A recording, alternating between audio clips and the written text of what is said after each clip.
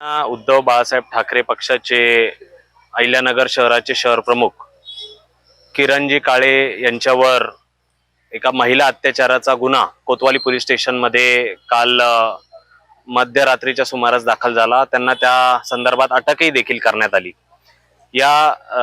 खरं तर आज आम्ही सगळेजण या ठिकाणी जे पण सहकारी म्हणून आम्ही काम करतो किरण काळेंसोबत, यासाठी आम्ही सगळेजण कोतवाली पोलीस स्टेशन मध्ये डीवायएसपी भारती साहेब यांना भेटलो।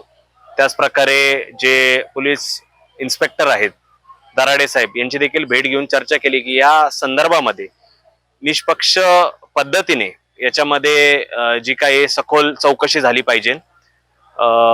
महिला ज्या कोणी पीडित आहेत त्यांनी जी फिर्याद दिलेली आहे ती जरी दिली असली, त्याच्यामध्ये तसं जर बघितलं आपण तर किरण काळे यांचा या शहरामध्ये लोकांसाठी सर्वसामान्यांसाठी अन्याय जो होतो त्याच्यावर वाचा फोडण्यासाठी त्यांनी सातत्याने काम केलेलं आहे। गेल्या 10 वर्षापासून या शहरामध्ये वेगळ्या वेगळ्या त्या लोकहिताच्या प्रश्न घेऊन ते जनतेची सेवा त्यांनी केलेली आहे।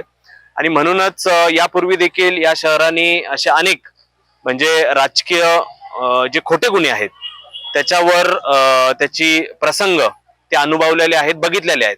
त्याच्यामुळं हे ह्या प्रकरणामध्ये सत्यता जी आहे किंवा सत्य जे आहे ते बाहेर आलं पाहिजे।